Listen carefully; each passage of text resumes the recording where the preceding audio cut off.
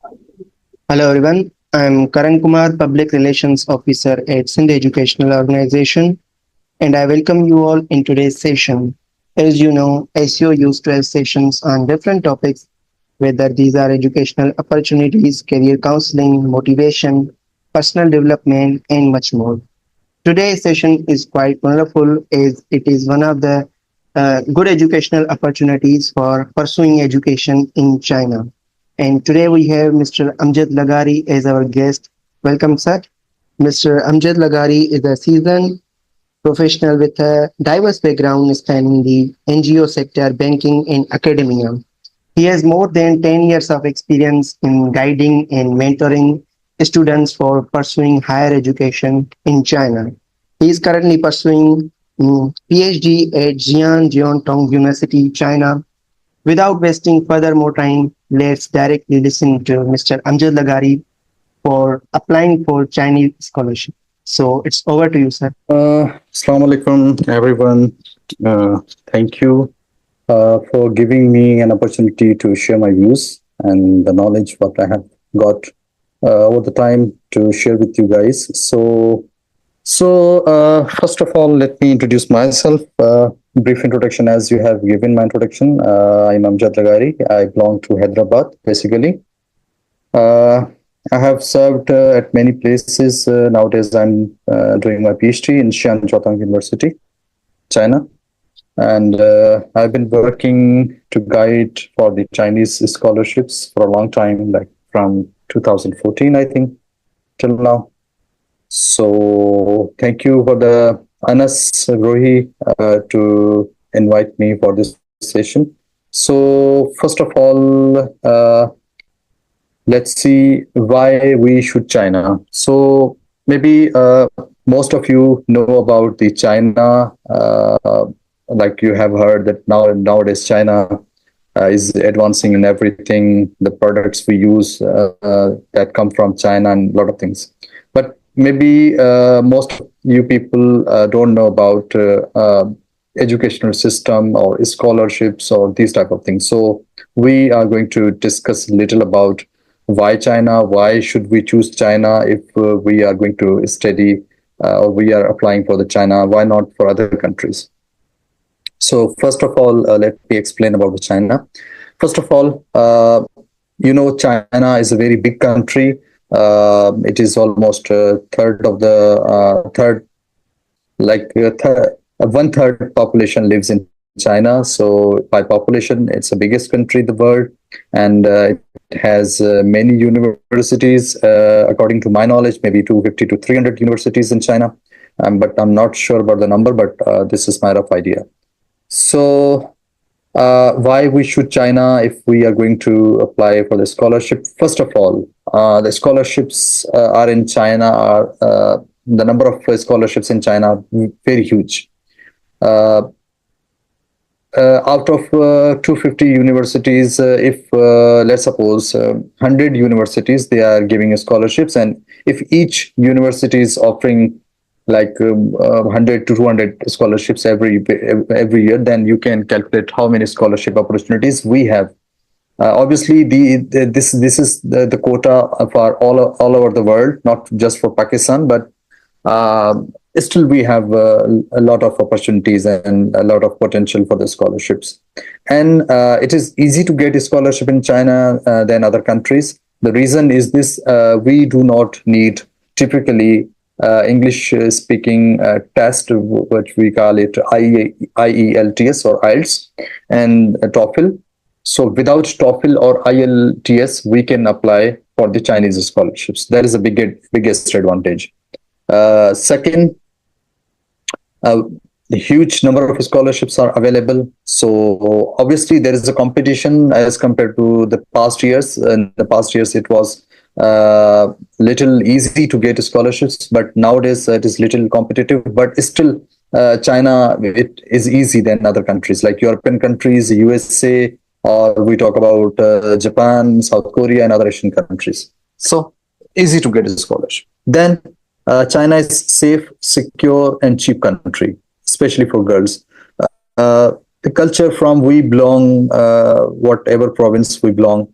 But the culture of our country, our province, our cities is that parents, they are hesitate to allow their daughters, girls, to go abroad for the study. The reason is the first reason is the security and safety. So China is the most safe, secure country, especially for the girls. Obviously, but for the boys, but also for the girls. There are many girls. They are studying in China, and they are living alone, even outside of their university, and it is very safe and also cheap country. What we get in the form of a scholarship, we can easily live and accommodate ourselves for the scholarship. Uh, then we have high quality education system. What education we get in the USA, in the European countries, same level of education nowadays we have in China. Uh, Nowadays, I will explain in the next slide. Now we have five universities of China that are ranked in the top 100 in the world, and also a lot of other universities. They are growing their ranking every day. So we have high quality education system. The Chinese labs, especially for the engineering subjects, for the other subjects, they have very advanced labs and a lot of facilities they have. Then we have a strong research and innovation opportunities in China. If you are a master's student, or you have done your master's, and if you are connected with the research, if when you'll go on Google Scholar and search about the papers, and you can find a lot of Chinese authors in every paper. It shows that the research growth for the research papers and in every field is growing every day and day by day in Chinese universities. Then we have the introduction of Chinese to Chinese universities. So as I have told you, there are top five universities in the world. They're coming in the top 100. Then the ranking is growing every year. Then we have advanced research facilities just like Europe, USA, and other advanced countries, top tier countries. Then we have Chinese university degree is recognized and rewarded all over the world. When you get your master's or even PhD and you are going to apply for the job in any place of the world, your degree will be recognized and rewarded all over the world. And then China is most peaceful, most advanced and cheap country, as we have already discussed. I think someone mic is turned on. Okay, so this is the list I have just compiled few days ago from the QS ranking. QS ranking is a top ranking of university to rank universities in the world, and is most famous and recognizable. And in the 2024 and 2025, I have shortlisted 500 top 500 universities, in which I have just listed the Chinese universities. Uh, on the number one, we have Peking University, that is on 14 number in the world. Then we have Tsinghua University, that is on 20 number. Then when we have Fudan on 39 number. Then we have Shanghai Jiaotong University, it is on 45. Then we have 47, that is Zhejiang University on the 47. Then we have other universities like in 200, 300, and up to 500. My university is now at the 295 number in the world. You can see these are other universities. So later on, I will share my PPTs with you so you can check. Okay. Now we will discuss about the types of scholarships in China. How many types of scholarships offered in China? So there are a lot of scholarships, but we will talk about the main scholarships that are offered in China. First and the most top scholarship is the ANSO. It is the Alliance of National and International Science Organizations scholarship. What they offer in their scholarship. So this scholarship is only offered by two universities. One is USTC, University of Science and Technology of China, and another is UCAS, University of Chinese Academy of Sciences. And they have many institutes. They are affiliated with these universities. So they have a lot of seats, but it is highly paid, but it is also competitive. We will later on talk about who should apply for which scholarship. Okay. So for the master's program or master's degree, they offer 3,000 CN, Chinese yuan or RMB per month up to 36 months for 3 years. And for the PhD, they offer 6,000 to 7,000 RMB per month, and they have health insurance that is 800 yuan each year that is covered in this scholarship, and also there is no application fees to apply for these scholarships, and also they offer one-time allowance, international allowance to travel from your country to China, and also one-time visa residence permit allowance that we when we renew our visa we have to pay some fees, so it is free. Okay. Then we have the most famous scholarship that we call it Chinese Government Scholarship, or sometimes we call it CSC. So let me write it here. And for the CSC scholarship, what things they cover tuition fees, like you don't have to pay any tuition fees. Your tuition fees is waived. Then the stipend for master's degree is 3,000 RMB per month. Let me correct this mistake. And for the PhD, they offer 3,500 RMB per month, and they have free accommodation. Like they give you a hostel room. It depends whether it is. I will later talk about bachelor degree. For now, I'm only discussing about master's PhD. Later on, I will discuss about the Jawad, about the bachelor. We will discuss all questions at the end of the session. So write your questions on your paper. Okay. For the master's and PhD, for both the scholarships, you have free accommodation. Like they give universities, they give free accommodation, means you don't have to pay any fees. And the medical insurance, 800 yuan, it is also free.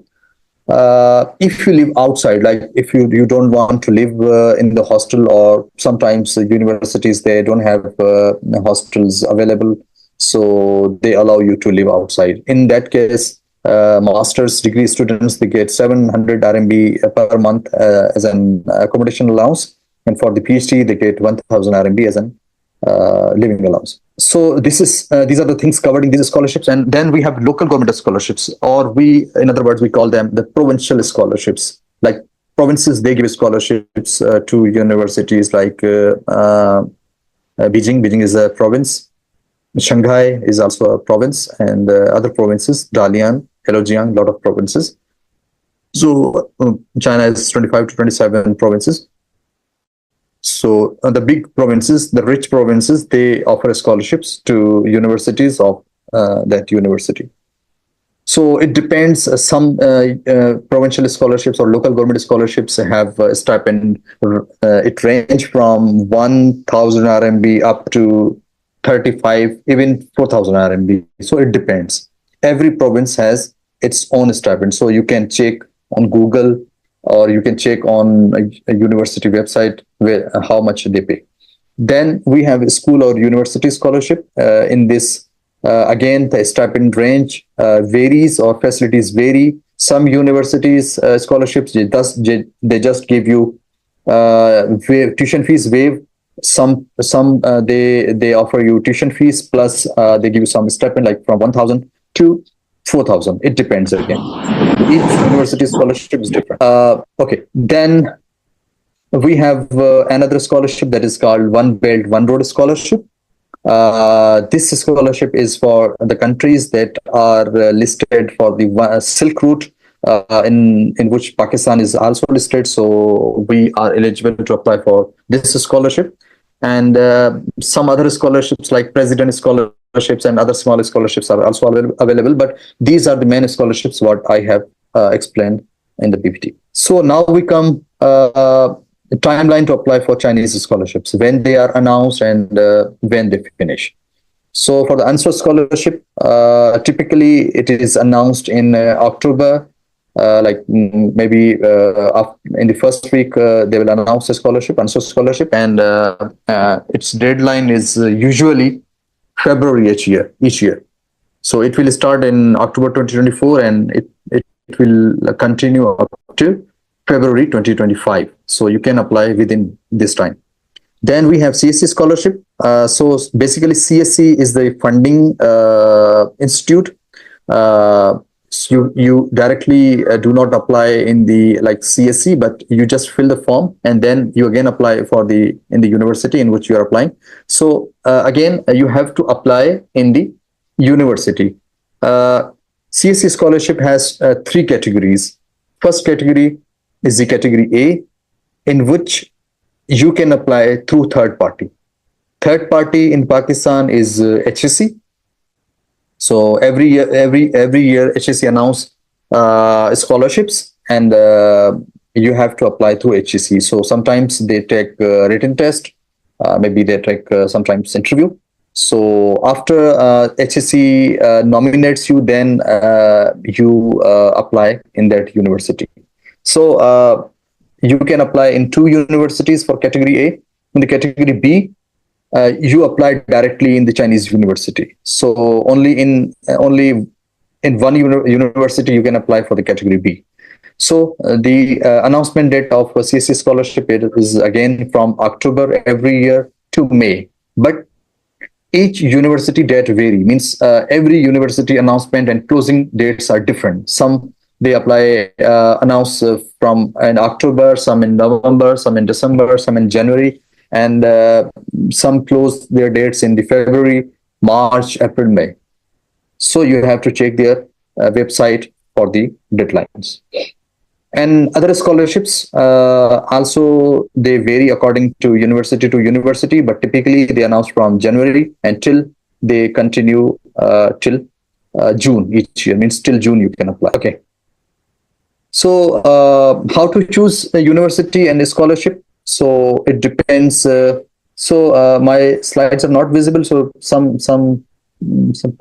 people they are saying that share slides. So my screen is visible. Sir, your screen is visible. They are asking for the letter use. Okay. So now we come to the how to choose university and scholarship. So I have divided into three categories according to your profile. So if your profile is very good, like you have very good academic and research profile, and your CGPA is more than 3.5 or percentages above 85%, and one more thing, when you apply for the scholarship, you have to get acceptance letter from the Chinese professors in which university you are applying. So if you have acceptance letter and you have some publications, then I would suggest you to apply for the answer scholarship. If your CGPA is 3 or more and percentage is above 70%, then you should apply for the CSC scholarship. And acceptance letter in this case, it is better to have. If you don't have, you can still apply, but better to have. Some universities, they ask that you should have or you must have acceptance letter, means it is mandatory, but it again depends university to university. Then target in the CSC scholarship, as I have shared the list of universities, and also you can Google you can Google you can check on Google which universities they have very high ranking or medium ranked or low ranked. Let me share you one link of the website from where you can search Chinese universities, and campuschina.org. This is the official website.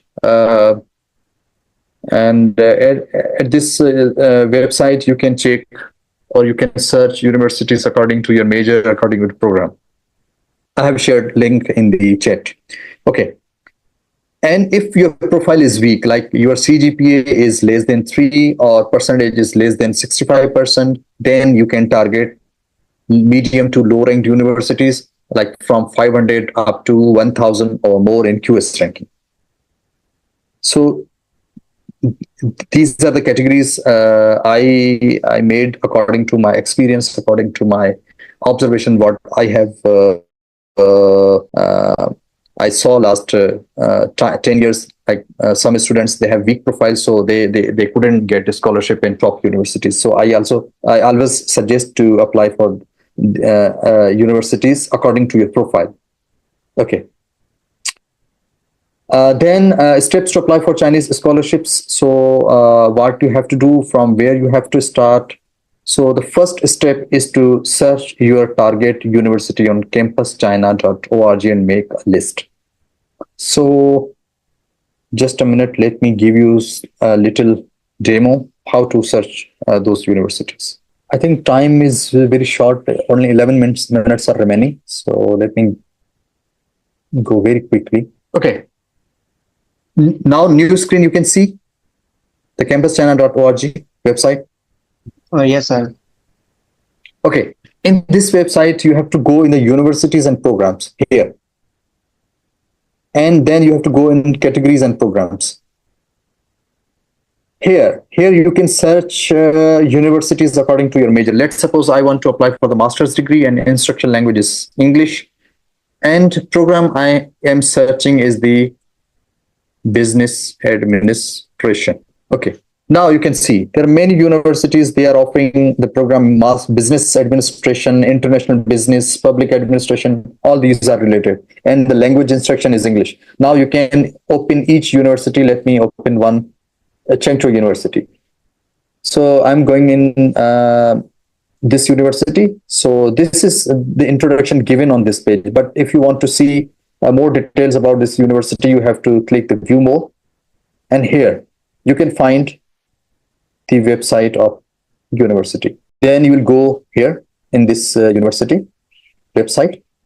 Okay, so we have covered our first step, that search your target university on campuschina.org and make a list, like a list of 20 or 30 universities they are offering your program. Then you have to search professors in shortlisted university on the university website. Now we are going for the second step. Now I want to apply for the business administration. So this is the list of schools. We call them school. School means faculty. In faculty, there are different departments. So I want to apply for the business. So see. So these programs are offered on this in this school. But this is not the main page of this school. So for the main page, this is here. So I'm going on this page, their website for the business schools. See, here you can find the professors. Where? In the faculty.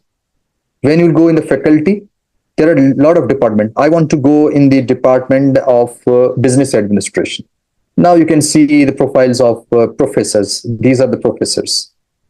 Now I have to contact them, but how should I contact them? You have to contact through their email address. How can you find email address? Let's suppose I open this professor. This is not opening. Okay. Now this professor is Wang Wei. Now you can find the email address of this professor, this one. So you have to save this email address in your list and contact professor for acceptance later via email. So how to contact them through email? You have to use this draft. I will later on share this draft with you, like in the PPT. So this is a draft you can use. You can change your details. Like I am Ali, and I have done my bachelor degree in the field of XYZ. And what was my title in the final year thesis? What you have done, what you have learned in your thesis, and then you have to search of the publication of that professor that is recently published. Like this professor has no recent publication. Still, you can find another ways. Just put the email address in the Google Scholar. Okay, sorry, it's not working. So you can put this email address in the Google Scholar, and you can find the recent publications. And you have to read at least the abstract, introduction and conclusion of that paper. And you can mention the title of that paper, that the paper titled is related to your future research, and you're highly interested to do research under his supervision. This is all about draft. Okay, so later on you can get this one. Then how to make a CV. CV is very important. Effective CV is very important. So these guidelines I have written in the PPT, how to make a good CV. So you can simply go on Europass website. It is a free platform. You have to make your account. Then you have to make your profile, and from your profile, they will make CV for you, and you can download in the PDF form. then you have to follow this order. So like you can write objective, education, experience, research interest, research skills, conferences, seminars, trainings attended, what certificates you got, languages, references. Okay. After you make your CV, you can send email to professor and requesting through this format. You have to edit this format according to your profile and request for the acceptance letter. When you get the acceptance letter, then you have to wait for the scholarship announcement. When a scholarship is announced, then you can apply in that scholarship. Okay, what documents you have to you need for the scholarship? You must have valid passport, has a validity of 6 months or more, and you have must have transcripts or mark sheets, and the photocopies of transcript and mark sheets are should be notarized from the notary public officer you can find in the high court. Then also degree, it should be notarized. Then you must have English proficiency certificate. If you have IELTS, then it is better, but if you don't have, you can just get English proficiency certificate from your last attended university.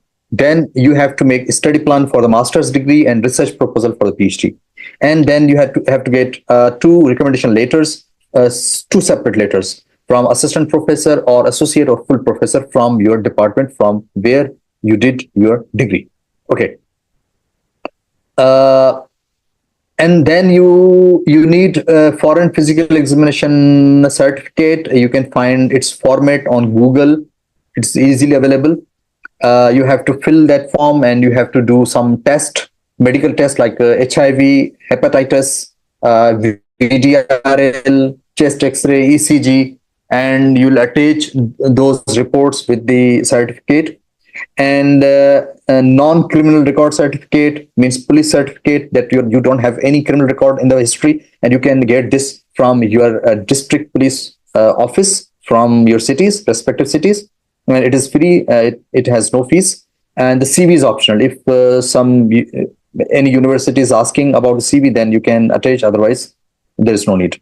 Then, if you have training, internships, or experience certificates, these are optional. If you have, you can attach. So this is all about the quick overview about the scholarship, Chinese scholarships, how to apply for the Chinese scholarships. Welcome back, all the participants. So now, anyone of you, if you have any question, feel free to ask. You can raise your hand. I will unmute you, or you can type your question in the chatting as well. Morning, sir. What's now? Am I audible?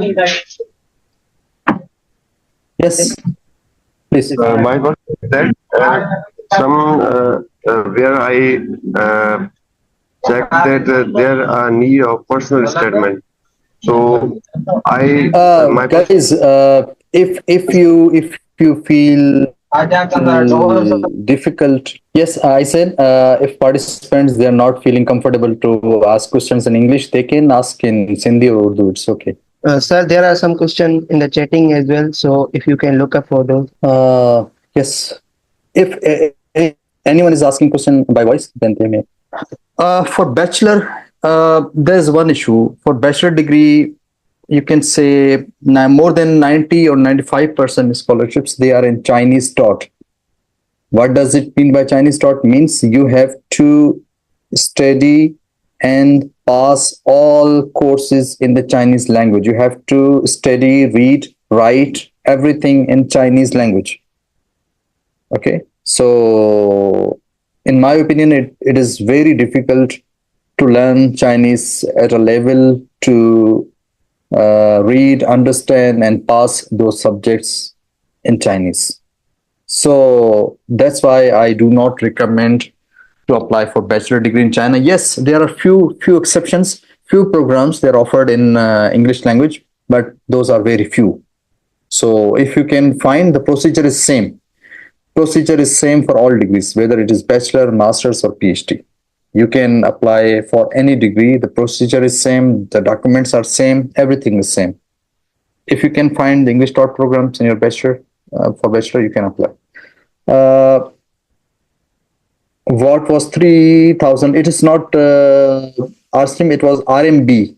3,000. It is renminbi. It is Chinese currency. Rehana Kamal, you have research publications. Rehana, I'm giving you my email address. You can send me the email draft and your CV to check whether your CV is okay or the email draft you're using is okay. Why you're not getting the response? So I am writing my email address. You can send me your CV and the draft you're using at my email address so I can check and respond. Amna, is proficiency in Chinese essential for living in China? Yes, you are right, but you don't need to be fluent in Chinese. If you can understand basic Chinese, it's okay. You can live. There are many people, they are living, they are studying, they even, I cannot speak a single word of Chinese, but they are living. So it is okay. We can use translators and other things. If your program is in English taught, then it's okay. Not a big issue. Okay, then so Jawad, they may teach you Chinese in the first year, but still it is very difficult. In my opinion, I have lived many years in China, but it is not easy to understand the subjects, all subjects in Chinese. It needs very high level of Chinese. Yes, Zafar Iqbal Bhangwar, you can apply for masters. Yes, you can. Aftab, for acceptance letter, you just have to send email and attach your CV, not anything else, just your CV. Amjad Ali Bhatti, personal statement is not used in China. In China, Chinese universities, they use study plan. So it is like the personal statement, not a big difference. Yes, let me send slides in the group. Amjad Ali Zardari, in what is beneficial doing master's degree? You can apply for master's degree if you have done your bachelor and if you want to apply for master's, you can apply. Zafar Iqbal, there is no limit for CGPA, but more is good. The CGPA more is good. At least you have 2.78, at least you have. Because nowadays it is, the competition is tough. Vicky, intermediate, I already explained that 95% scholarships in China for bachelor degree are in Chinese taught. So if you can find the English taught program in which you want to apply, then you can apply. Jawad, if you are applying for category A, then you have to apply through HSC. Otherwise, in the category B, you can apply directly in the university. But for the CSC, in category B, only you can apply in one university. But for other scholarships, there is no limit.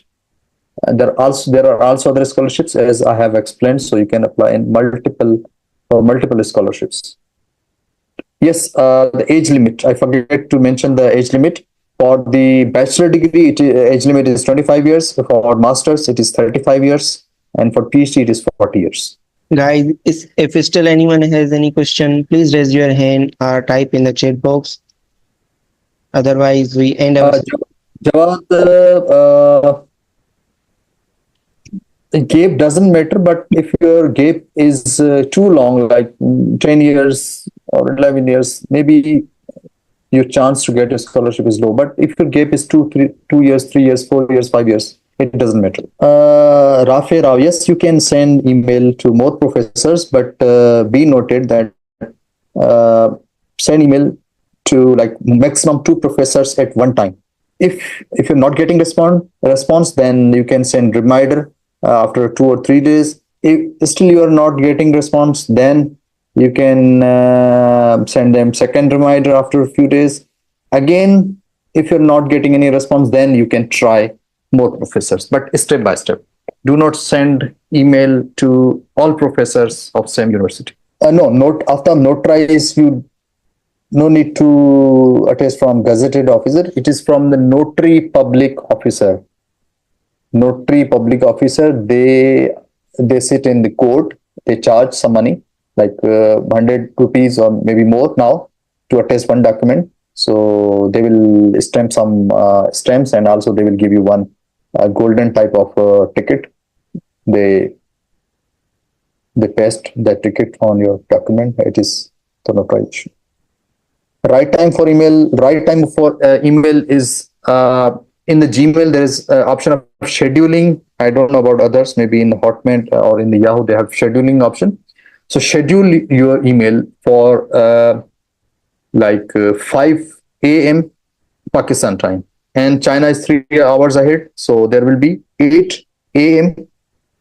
in China and 5 a.m. in Pakistan. It is the right time. Documents, you just need to notarize your degree and transcript. These two documents you have to notarize. Others you don't need now. Zafar Iqbal, no. English, obviously, you need English. You have to be fluent in English. If you cannot speak English, then how you will study there and how you will communicate with your professors? And Chinese is optional. If you can speak in Chinese, it is better. If you cannot, it doesn't matter. Ikra Shafi, your CGPA is very good, and no, GRE is not required. You can apply. Yes, Jawad, you can use those recommendation letters, but make sure that your designation of your principal is at least assistant professor. Any more questions? I think all the questions have been answered. Thank you so much, sir, for your time and being here and sharing your valuable experience in guiding the students related the one of the best opportunities for applying in Chinese scholarship. Thank you so much, sir. Most welcome. It's my pleasure to share my knowledge with the youngsters. And if anyone needs any information, they can send me email. Whenever I will have time, I will reply them. Thank you. Sure, sure. Allah Hafiz, everyone. We are ending our session here. Goodbye. Thank you.